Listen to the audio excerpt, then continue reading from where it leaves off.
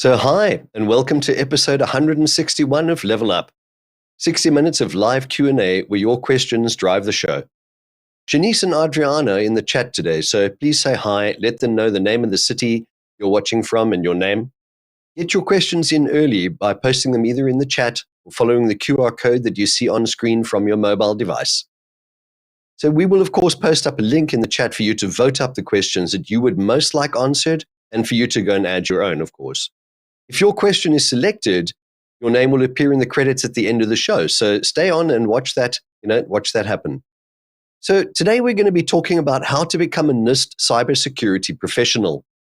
Now, cybersecurity skills are really in high demand in most countries, and the lack of skills, it's fair to say, is having a negative impact on many, many organizations around the world. Taking a structured approach to cybersecurity is critical. Threats are currently outstripping our ability to defend against them. So how do you become a NIST cybersecurity professional? Well, to answer that question, and of course all of your questions, we have a wonderful panel joining today. So let's jump right in and meet them. So our first panelist that I'm going to introduce today is David Moskowitz. So David is the architect of the DVMS Institute's content. In this role, he actively looks for and works for the leaders and practitioners who are subject matter experts to develop relevant content for the Institute. He's also the author of the book Fundamentals of Adopting the NIST Cybersecurity Framework and a Practitioner's Guide to Adopting the Framework. So welcome, David. Nigel, it's a pleasure to be here, and I'm looking forward to answering audience questions and working and collaborating with the panel. Thanks, David. Great to have you here. Mike Battistella likes to say that he wears a couple of hats. And I know he does, by the way. Mike's primary role is the president and CTO of Solutions3 LLC. It's an award-winning SM, IT service management and security consulting training organization. And it provides full lifecycle management, security, and cybersecurity solutions in the federal and commercial markets. Welcome, Mike. Nigel, thanks for having me again. I really appreciate being invited, and I see some very familiar faces that we've had conversation before. I'm looking forward to it, guys. Fantastic. Great to have you here, Mike. And thanks. I think this next panelist needs no real introduction to Level Up, but educating and coaching leaders and professionals and teams are Mart's passion, and it's what he's been doing for nearly 3 decades now. Mart's the owner of INTERPROM, which is a coaching and consulting and training education company. He specializes in all sorts of things like business relationship management, service management, security, project change. And I know he's looking forward to sharing his thoughts with you today. Welcome, Mart. Thank you, Nigel. Thank you, APMG. Welcome to all the viewers, listeners, and I'm looking forward to answer all these questions with the rest of this esteemed panel. As usual, I'd like to start with a quote to set the tone a little bit. It's from Stefan Napo, who once said, "If you think you know it all about cybersecurity, this discipline was probably ill-explained to you." I love that quote. And it's such a true quote, Mart. Such a true quote. And our last and final panelist for today is Sarbojit Bose. Sarbojit's the owner and managing director of training consultancy services for Cyberservices in Singapore. And he's a prominent member of the IT service management community. And in addition to training, he's a regular speaker at cybersecurity and cloud conferences over in Singapore. Also no stranger to our panel. So welcome back, Sarbojit. Thank you very much, Nigel and APMG team Level Up for having me today. And I'm so honored to be in a panel with people like David, Mike, and Mart, who are way ahead. And I am here to enjoy and answer all the questions that are coming up from all the viewers. Thank you. Fantastic. And our question master for today is Charlotte Miller. And I believe Charlotte's joining us from the Thames Valley today. So welcome, Charlotte. Thanks, Nigel. I certainly am. I'm here in the Thames Valley sunshine. Nice. Very nice. So Charlotte, may we kick off with our first question, please? You certainly can, Nigel. Our first question is from Tom Hartnunn. Why is this important? What does it mean to be certified in this? Okay, so by this, I'm assuming he means a NIST Cybersecurity Professional. So I'm going to start off with David and move to Sarbojit. Tom, to answer your question, I'll take the first part of it, and I'll let Sarbojit and others deal with the second part. It's important, as Nigel said at the opening, cybersecurity is taking more and more front stage, and it's difficult to pick up any of the publications, whether it's print or online, and not see something about either a cybersecurity threat, a 0-day, or something else that's occurred in the real environment. And the challenge that organizations have is that how do you make this stuff work? How do you deal with cybersecurity? Because that addresses something else. It's not just about the issues of cybersecurity and NIST. NIST, by the way, real quickly, the NIST Cybersecurity Framework, while it was developed in the United States by the National Institutes of Standards and Technology, that's what NIST stands for, it's gotten traction worldwide because it's recognized as an approach and a framework that other organizations can deal with as a scaffolding, if you will, to advance their cybersecurity and deal with it the right way. And it's important, as I said, because of the real world threat landscape that's done nothing but evolve and grow. And that said, with that, I'll let somebody else handle the second part of the second question. Thanks, Dave. Very good points there. Sarbojit, what are your thoughts? Hi. Well, as David gave the introduction and what's the importance, and then the second part is what it means to be certified. So this framework, as David says, being scaffolding. And cybersecurity, as we all know, is not just the IT security or any specific team's concern. It is an organizational responsibility for everyone, right from the top senior management to the least bottom of a simple employee, everyone. So what we need to have is the top level management and even middle management has to come and know this framework, how to implement it, because every organization is trying to gain its business objective, what is trying to do to reduce the risk and to maximize its profit and other objectives that they have set. So to do that, they need to make sure that the cyber risks are minimized, or the risks to the business from cyber threats are minimized, if I may say so. So to do that, we need people who are capable, who are skilled by going through this training. Now, there are two parts of it. One is the foundational, which is for people generically to know about it, who are the hands and leg and executors, and the practitioners are the senior level people who really need to strategize and drive the operations and also the risk management part of it. So what it means a lot. It means the business will be able to thrive and survive and do what they are supposed to do. Excellent. Thanks, Sarbojit. Appreciate it. Mart, what are your thoughts?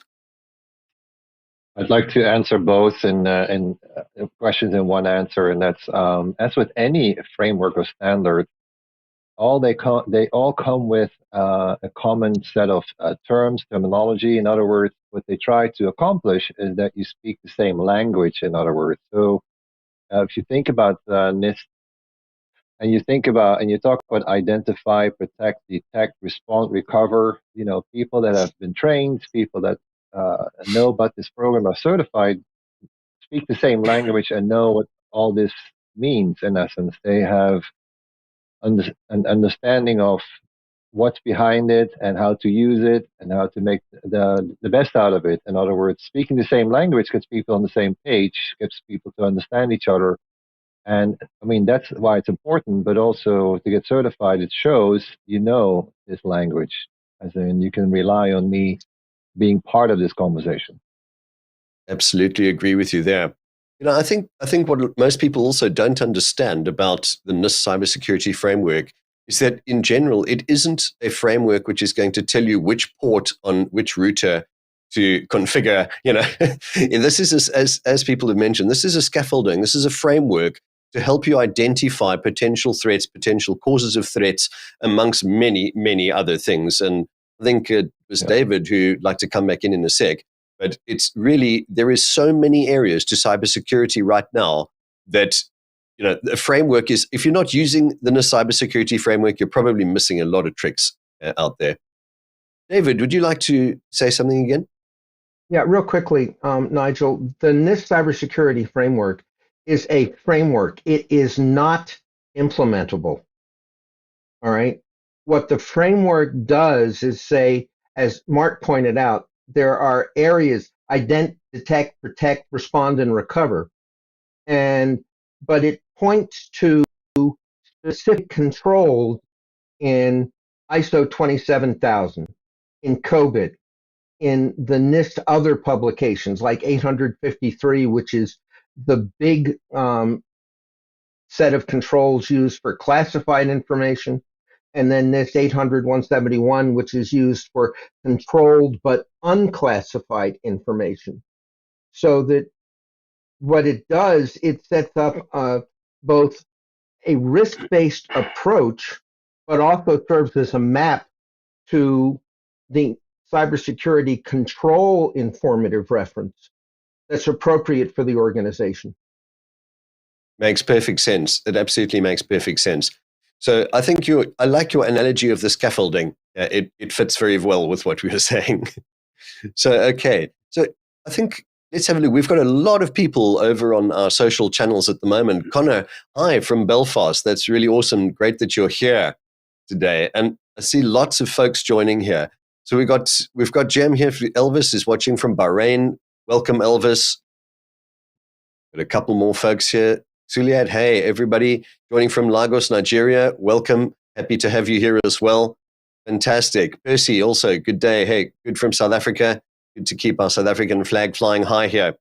Awesome. So everybody, don't forget, if you have any questions for the panel, please pop them into the chat, or you can enter them directly into Slido. The QR codes on screen will take you directly there from your mobile phone, or just put it into the chat, as I said, and our folks will get it over to us to answer live during the show. Fantastic. Well, let's move on to our next question. Charlotte, may we have our next question, please? Yes, of course, Nigel. We've got a question from James Bakri. What is NIST Cybersecurity Professional? What do they do? And what jobs do they hold? Okay, so this is a bit of a three-part answer here. A three-part question, should we say. So panelists, let's see if everybody can take one portion of that. Let's start off with David. We'll move to Sarbojit and then Mike. Okay, the first part of that is, what is the NIST Cybersecurity Professional? And the answer to that is that it's somebody that has taken and passed the NIST Cybersecurity Professional courses. And as somebody else mentioned earlier, Sarbojit mentioned the books, and you did as well, Nigel. The fundamentals of adopting the NIST the NIST cybersecurity framework is aimed at people who need to get on the same page and have the same language. Mart, you're absolutely correct. And the practitioner's guide to adapting the NIST cybersecurity framework is aimed at professionals that have to go about making sure that their organization improves their overall cybersecurity posture. So it builds on the material in the fundamentals book. Notice there's two A words in the two titles. You adopt, that's a decision about governance, to use the NIST cybersecurity framework. And then the practitioner adapts that framework to fit the needs of the organization, dealing with selecting and working with the right set of controls, as I mentioned in response to the previous question. So the NIST Cybersecurity Professional has studied and earned the certification that says not only do they know the common language at the fundamentals level, but they also know how to apply it and adapt it within the organization to improve the organizational posture. Fantastic. Thank you, David. Sarbojit, what are your thoughts? Well, David just made my job much more easier. So with the background he has given about the professionals, so what do they do? So they are the ones who basically draw this bridge to adapt what has been adopted by the governance, by the senior management, so they can then see what are the different function, the core areas that we have, the 5 of them, and then for each of these there is a specific objective to be fulfilled, and then to have this controls from the references, so that effectively a security capability can be achieved, and also which can be measured and which can be improved over time. So an organization also needs capabilities which is not uniform. In different areas, it needs to have a different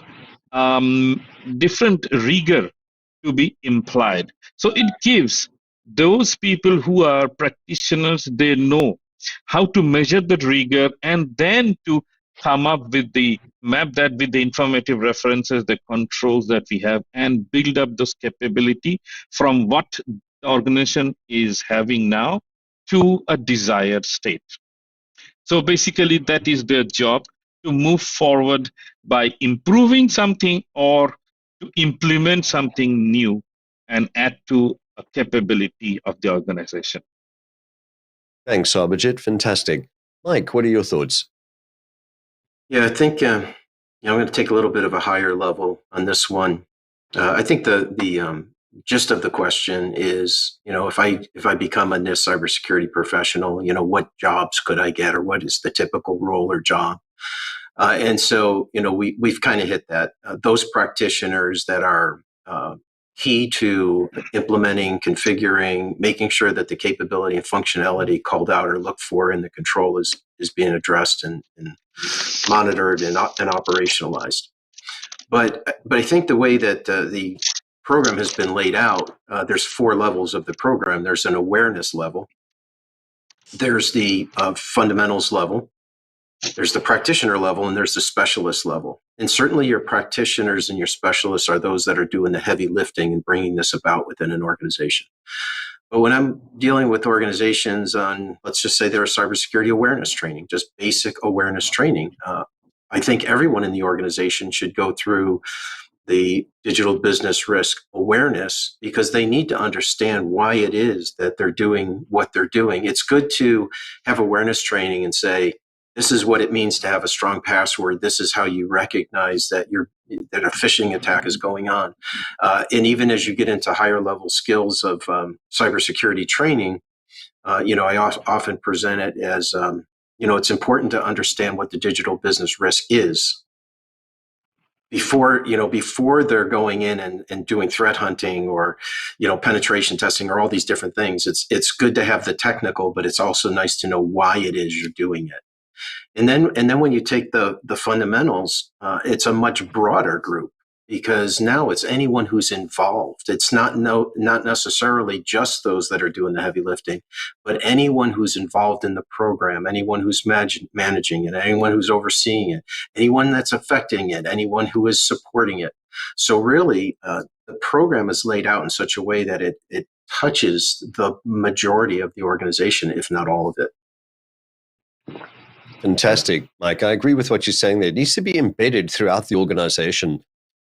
People used to think or tend to think that cybersecurity folks are, those are the guys who are sitting with tinfoil hats in the basement, right? And we don't need to know who they are. Yep. But they're going to solve all of our problems. Actually, that's not the case at all. I think cybersecurity is pretty much the responsibility of everybody in the organization. Yeah, exactly right. And having those that are aware, it really does touch everyone in the organization. And it really, what you hit on, Nigel, is it's a culture change. It's impacting the culture of the organization. That's what's so important about it. Yeah, you're absolutely right, Mike. Thanks for that. Mart, what are your thoughts? That was actually exactly what I was going to say as far as cybersecurity is everybody's responsibility. But I'd like to call out two particular roles, and they've not been mentioned so far. That is, if you take on the role of being an asset owner or a risk owner, I would say at least you need to be fundamental certified, and then maybe even the next level. If you don't, if all you have is awareness, I don't think you have enough background to take on that role. And David, I'm sure you can elaborate on that. No, look, Mart, I'm with you on that one. Okay, I agree with what everybody said. Everybody in the organization, in my opinion, should have some kind of cyber awareness training. This, without a doubt. Okay, anybody within the IT team needs to have a minimum foundation. Okay, usually a lot more than that as well. So, David, I think you wanted to jump back in here quickly. Yeah, real quickly, because the NIST framework says explicitly that it is risk-based. All right. So that means that we've had CISOs go through the practitioner course and come away from the course with an understanding that they had to deal with, as Mike pointed out and Mart did, they had cultural issues they had to deal with, but they were also going about it potentially the wrong way, because typically the CIO is charged with creating value and the CISO is charged with protecting value. And that creates an inherent tension between what do we created, but no, you can't because it's too risky. And what the NIST Cybersecurity Professional should recognize, even at the awareness or the fundamentals or at any of the levels, is that it's not create, then protect. It's create and protect, which also, by the way, if you think about it, is an aspect of quality. I mean, Deming and Crosby were both saying you can't inspect quality in. You have to build it in. And Crosby went so far as to say that quality is free, but only if you start it at the beginning instead of trying to deal with it at the end. Such a good point. I like that. Start it at the beginning, build it in, bake it in. It needs to be part of your thought cycles, and it needs to be at CIO and board level as well. Absolutely, all the way through the organization. Okay, thanks. I hope, James, that answers your questions on that one. Charlotte, can we move on, please? And let's take our next question. We certainly can, Nigel. The next question is from Lucy. And Lucy asks to the panel, how did you get started going down the NIST Cybersecurity Professional path? And what was the initial motivator? Interesting. Now, this is a great question for the panel. I'm pretty sure that there are quite a few folks on here that have some stories to share. I think, Mike, I'm going to start with you because I think I'd like you to mention a little bit about the internship programs that you guys have been running before we move on to, I think, David and Sarbojit and Mart as well. So kick it off first, please, Mike. Yeah, absolutely. I'll hit the internship program. I'm pretty happy to talk about that, but I'm going to selfishly steal a little slice of time to give you my story as well. So yeah, we've had interns, cybersecurity interns, for the last number of years, but specifically the last 2 summers, we focused on the NIST cybersecurity framework. And so last summer, we had the interns focus on, understanding, learning about the NIST cybersecurity framework, doing some training on it, going through the training through the DVMS Institute, actually went through the NCSP, all the way through the practitioner program. And then their project was to assess Solutions³. So as a federal contractor, we have to adhere to the NIST 800-171 requirement. So we had them assess us, and they learned all about the controls, and we learned what we didn't like, pass or fail. We actually like the DVMS model, where there's a maturity level and you can actually see where you are and put a plan together. So that was really successful. And we do have 4 more interns with us this year, kind of taking that program and taking it up a level, more packaging it up so it can be more repeatable and those kinds of things. And the interesting thing that we're only 2 weeks into it, just 2 weeks. And at our meeting, our wrap-up meeting, one of the interns said, "I learned more in 1 week than I learned in my entire cybersecurity bachelor's degree." Now, I think there's something more behind the scenes there, but I think there was an intensity, and I can tell you that I asked the interns every kickoff meeting that we have, the first kickoff of the internship, tell me what you know about the NIST cybersecurity framework, and I usually get, well, we did cover that. There's identify, there's detect or protect, and then you recover or respond, something like that, and here they really have gone in it. And where I found myself working with universities is, business is saying we're not getting what we need. And universities are saying, what do you mean? We're training them how to, do penetration testing and ethical hacking. We're training them all this stuff, but it's not meeting the business needs. So I think that's a gap that we're trying to fill. If I could take a second and just share a little bit about my story, mine is kind of self-serving. And what I mean by that is, I spent most of my career as an IT service management resource or an ITOM, IT operations management resource, managing network system database applications, putting in the service desk, ITIL. That was my focus.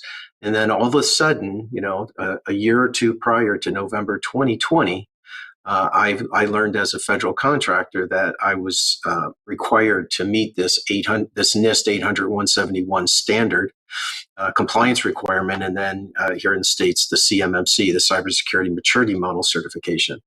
And when I started looking into what the costs of that were, what was going to be involved as a small company trying to meet that, I panicked, to be quite honest with you. And I kind of looked at it and said, well, I'm not the brightest guy, but I've been doing this for a long time. I've got to be able to figure this out. And that started me down the path.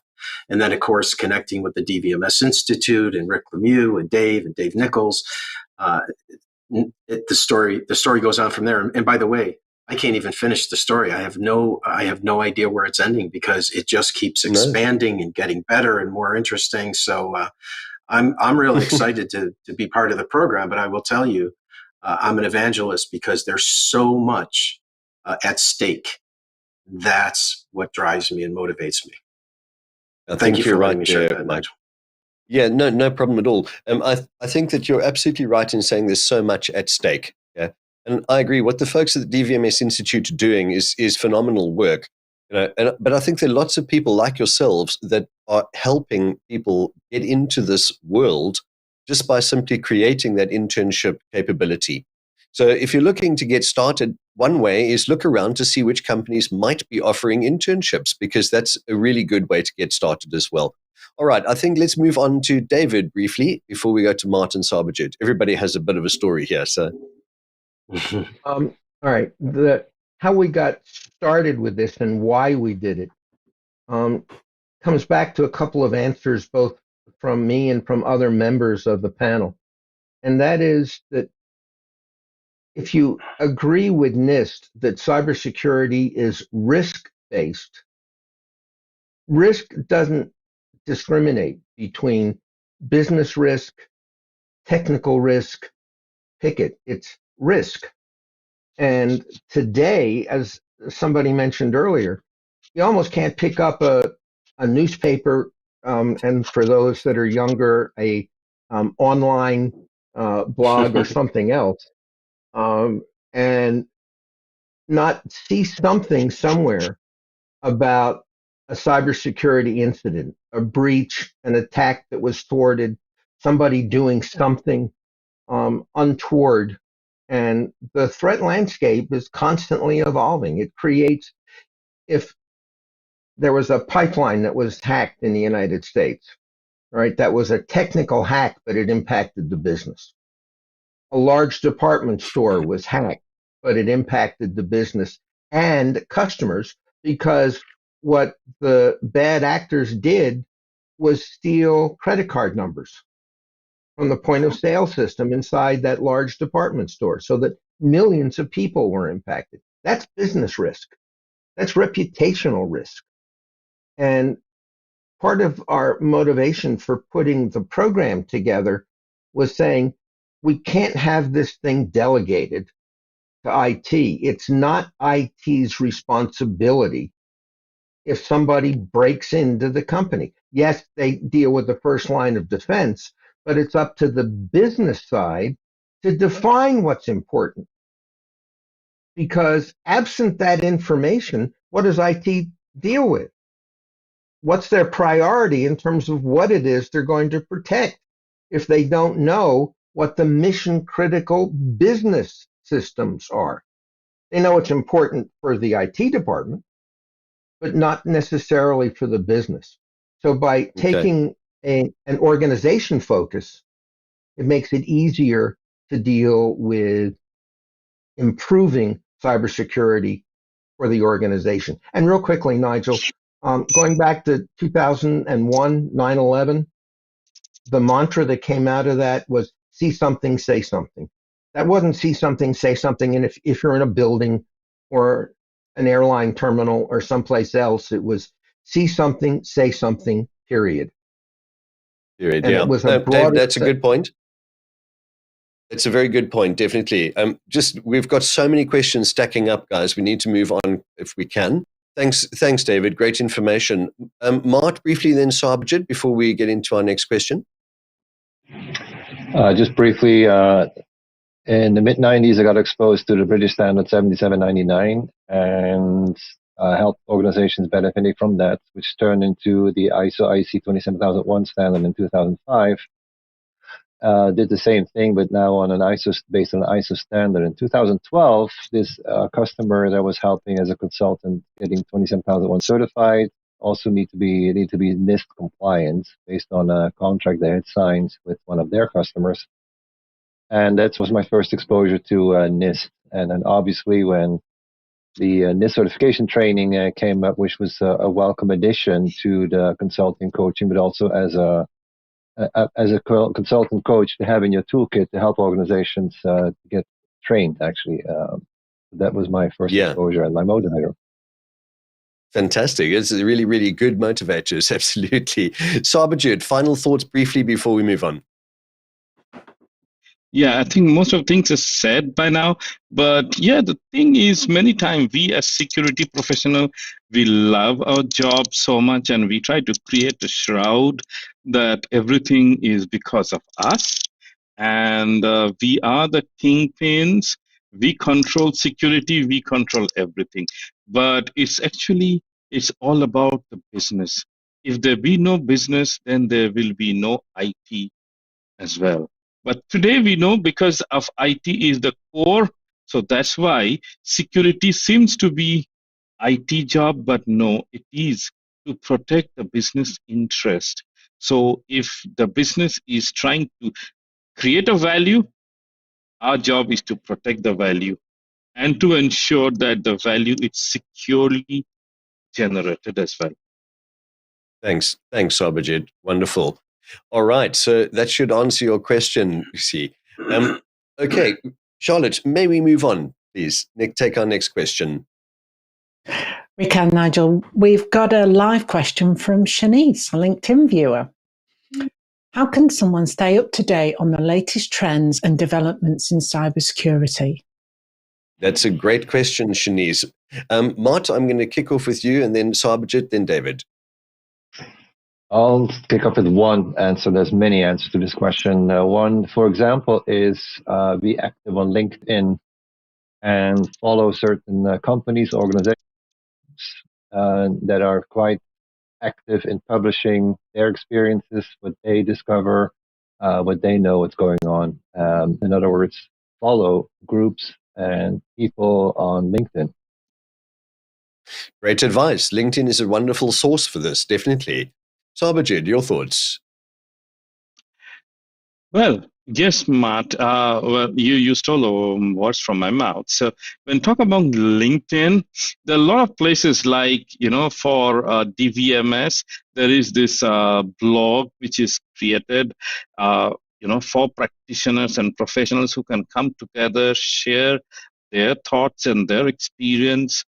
And and not only that, even I'm a part of another organization which is called a Cloud Security Alliance.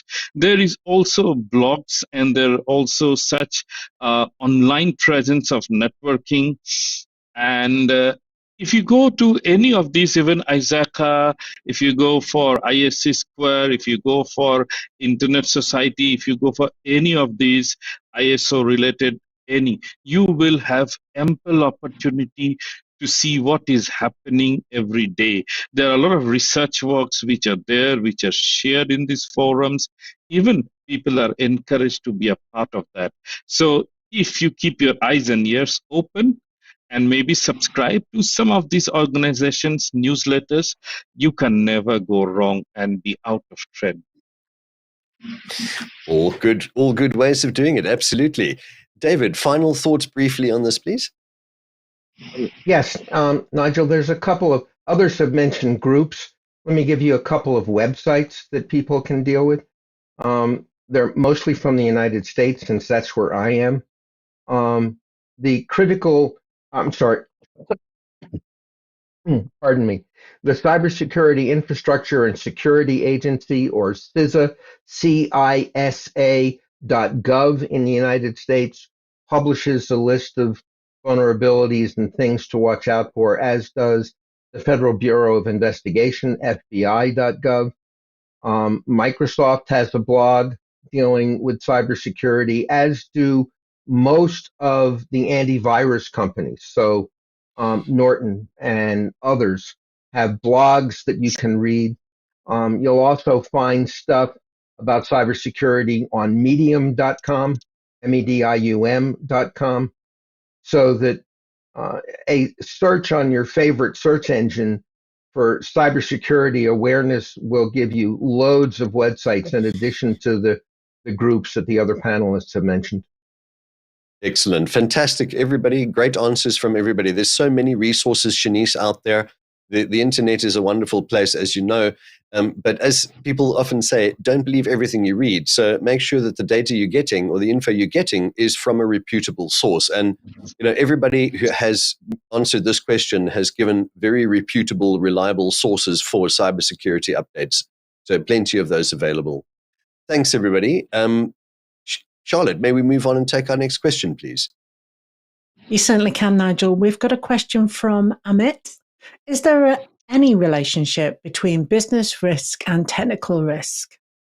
So any relationship? Well, there certainly is. So I think this one is a very, very rapid and brief answer.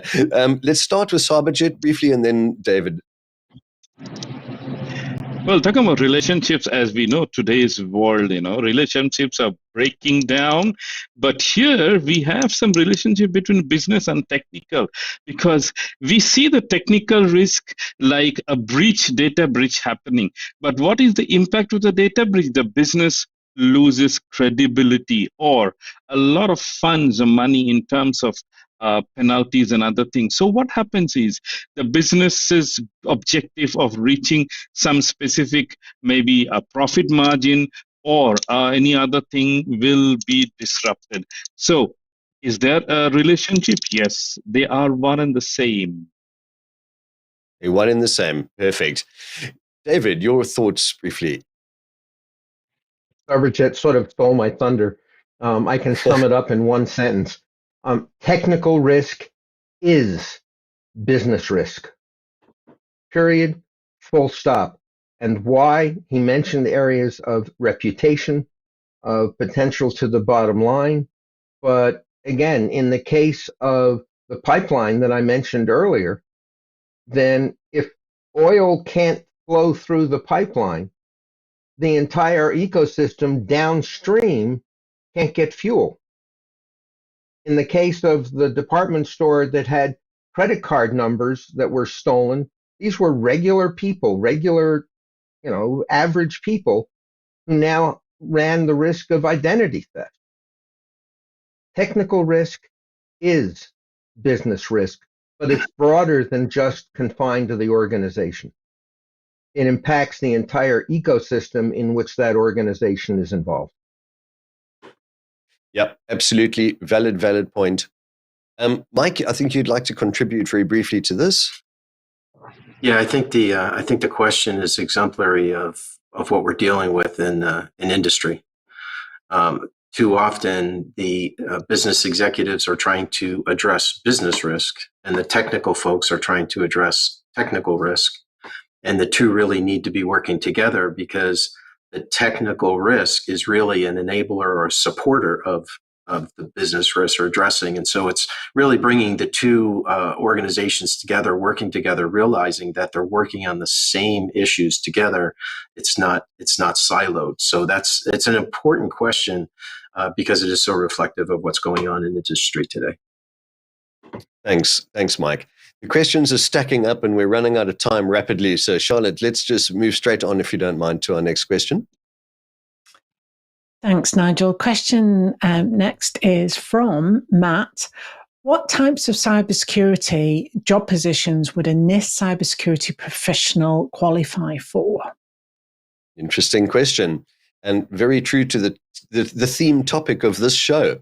So who would like from our panel to pick this one up? Mike, I think you're volunteering, and then Sarbojit. Yeah, I think it's very similar to what we talked about earlier. You know, the certified NIST cybersecurity professional can fit in so many roles, but the primary roles would be, practitioner, being some of the member of the technical team that's helping operationalize and implement the controls or the capabilities that the controls are requiring. But also, your project managers and your scrum masters, those that are leading projects would want to have this kind of certification. And when I do talk to project managers and they say, well, I'm a project manager, I'm not very technical. Well, yeah, but if you're leading a team that's responsible for achieving this, you have to be the individual that's at the table asking the questions. Have you considered? Have you thought about? How are we documenting this? How are we going to measure and improve this? So it really, the certification qualifies you for so many jobs. The primary ones that you would be thinking about would be practitioner, implementer, auditor. But it goes far beyond that. I think thinking about it as, practitioner, implementer, auditor is really limiting what this certification is all about and how many more jobs you qualify for. And even if I could just add this, only going back to the interns, it can get you the job. What I really enjoy with the interns is they're coming out with an NCSP certification on their resume when they're going out competing for jobs coming right out of school, and it becomes a differentiator for them. Yeah, I totally agree with you there. Excellent. Thanks, Mike. Sarbojit, briefly. Yeah, right. So, we talked about this earlier, and as we have been talking here, is in cybersecurity professional, it's just not about technology. It's not so much of a technical thing, but this is about how an organization can address its risk on technology and, of course, to the business by ensuring that it is able to continue to give that value to its customers or stakeholders at the end of the day. That is the nutshell. So it does not matter whether you are in IT or whether you are any other place. If you are in the value chain, in the value stream somewhere, who has to make a decision, you need to be aware of this. You need to have the certification as an additional tool, because today cyber threats are impacting each and every function area of the business. So I cannot say that, I am safe. My part of the organization is not going to be impacted. Everyone is at risk, and everyone needs to be ready. Yeah, we absolutely agree with that. Okay, Charlotte, let's move on and take what might be our last question. Maybe we can fit in another one if we're brief on this. Thanks, Nigel. The next question is from Daniel, who's in London. What makes the NCSP training different than typical NIST training that's easily accessible? Okay, we're going to kick off with Mart, and then we're going to go to David and Mike. What I really like about it is its risk-based approach. compared to other training that often focuses on, hey, you need a bunch of controls and implement them. And this risk-based approach then comes with bringing risk awareness to organizations, where in any decision you make as an organization, as a leader, as a decision maker, there's risk involved. And one of these risks is cyber security risk. And that approach, as in raising that risk awareness, having this risk-based approach, is what I think is a differentiator. Totally agree, Mart. Thank you. David, what are your thoughts? I'd like to dovetail this with the previous question about what would the NIST Cybersecurity Professional do, because that's part of the differentiator in the course. This is not necessarily a course just for technical people, which a lot of the other NIST trainings do address. So that, as we talked about earlier, you can't delegate cybersecurity. While it's a lot of the implementation in terms of access control and boundary protection, et cetera, may be technical, where to start at the edge, where to start with access, that all comes from the business.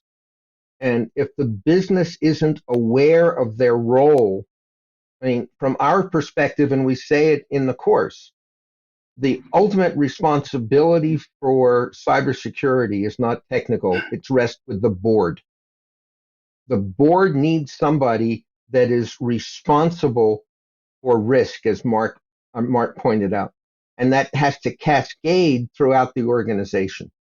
So what makes the training different is that it takes an organizational approach, an enterprise approach, that says that everybody needs to be aware of this because it's everybody's responsibility, which gets back to the previous question, what jobs would the NIST Cybersecurity Professional hold?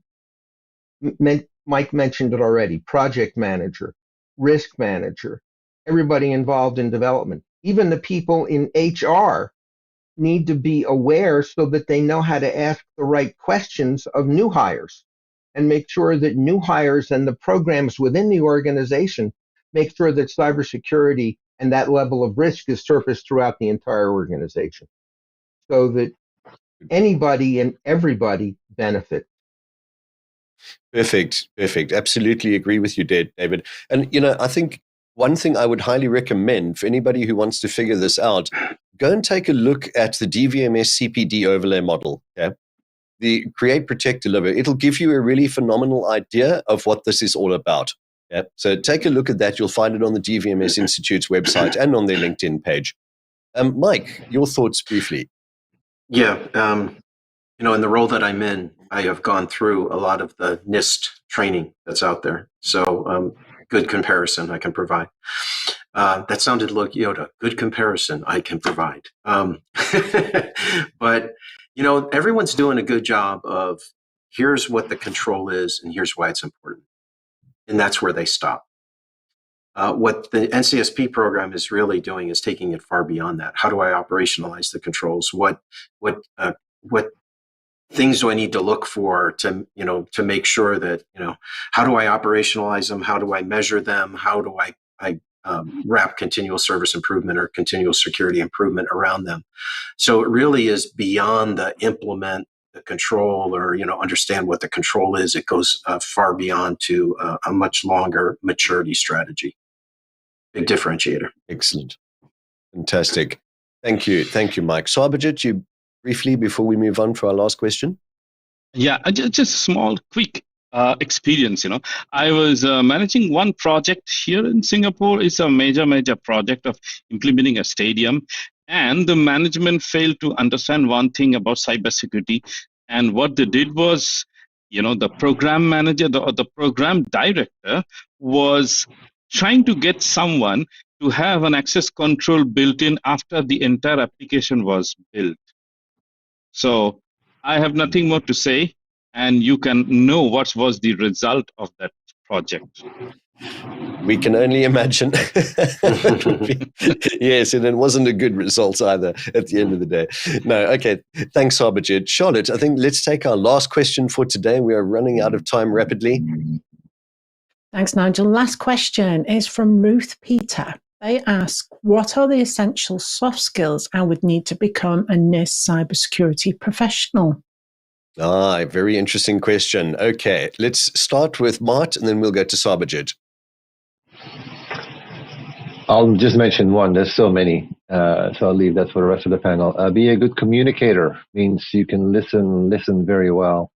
In other words, listen and learn, communicate. I would leave it at that. Very good points. Sarbojit. Well, I would say that, yeah, we need to be empathetic to people, because end of the day, we are trying to get the most out of the organization. So yes, communicate and work with the people, understand the problem, come up with a solution, and move on with it. Okay, very, very good points. Mike, your thoughts? What soft skills do you think are required? Yep, I would add to that being, a good presenter, but being able to present data. There's one thing to be a good presenter, but another thing to be able to present data in a way that the executives can understand. You've got to be able to have a very good team working skills, a lot of attention to detail, and just being able to encourage and support, because you're going to, typically you get a lot of pushback. Anytime you start adding security kinds of things, you get pushback.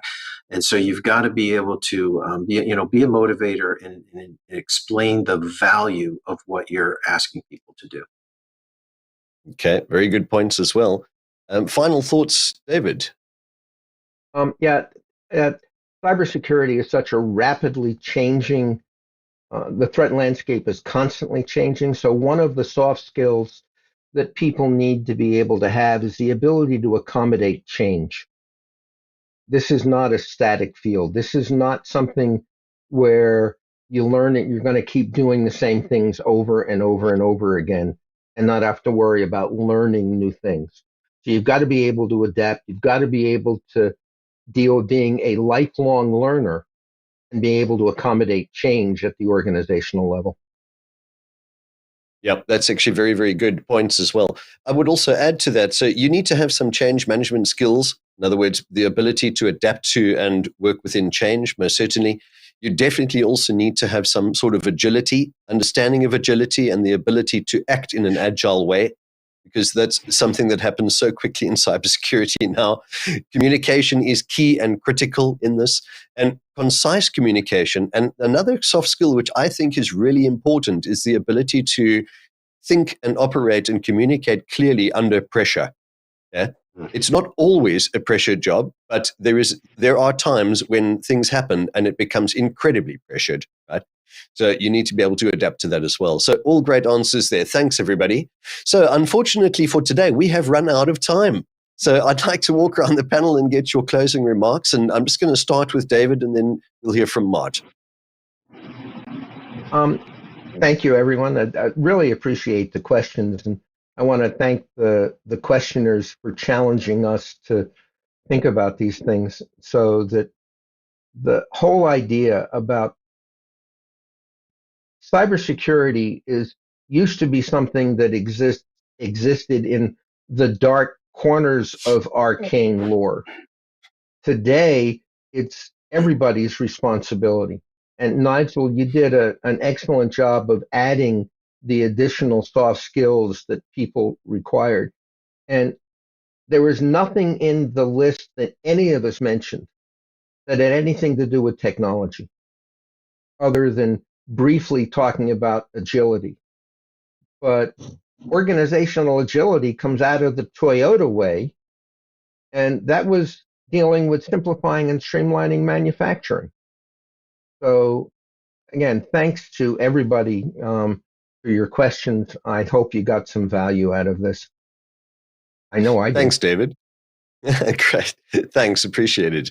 Mart, what are your final comments for the day? Thanks to all the audience for the great questions, and to you, Nigel and Charlotte, and the rest of the APMG team, putting another event together, a quality event, if I may add. I want to add a Bruce Schneier quote, who said, and hopefully that sets the tone for after the episode, the only way to defend against the threats of tomorrow is to be prepared for them today. Such a valid quote. I love Mart's quotes. He always finds quotes that are on point. So well done. Thanks, Mart. Sarbojit, what are your final thoughts? Well, it was really enjoying for me, and as well, I learned a lot of things. And thanks to all of our participants or viewers and listeners who contributed the question, so we can all learn together. And at the end, I would also like to say a small quote about there is no technology that is connected to the internet is unhackable. Everything is hackable that is connected. Yep, everything that's connected can be breached. It's a very, very good point. Thanks, Sarbojit. Mike, your final thoughts. Yes, Nigel, thanks again for having me. I always enjoy these. Today, in closing, I'm probably going to sound a little bit self-serving, but I want the not only the panelists but the attendees to just be aware. So, Solutions³, as one of the 3 strategic affiliates for the DVMS Institute, I just want everyone to be aware. If you're interested in more information, please connect with me on LinkedIn. We have the courses have been added to our website so they can be ordered directly for anyone in the state, local, or federal area. The courses are on our GSA schedule, so they can be ordered through there. So, I am a source for all the panelists. And also, as we are developing our internship program, I actually have a number of my partners reaching out and say, hey, we want to duplicate what you're doing. So we're formalizing more of that. So if anyone would like information on that, please reach out. Thanks, Mike. Appreciate it. Charlotte, what are your final thoughts? Thank you to everybody for a brilliant episode. An amazing amount of information has been shared today, and it's great to hear. I'm sure we could have carried on for a couple more hours on this particular topic. But thank you to the panelists, and thank you to our producers who have submitted questions that we've answered today. Fantastic. Thank you, Charlotte. So, panelists, thank you so much, and we hope to see you on another show very, very soon. All right, everybody, over on our website, you can search for answers to over 2,000 questions now. It's a great, comprehensive, free resource, connects you with over 200 experts from around the world. Don't forget, you can also listen to the audio versions of the shows on your preferred podcast platform. I find that a really nice way to consume the show as well. Please also take a moment to like, comment, and share and subscribe.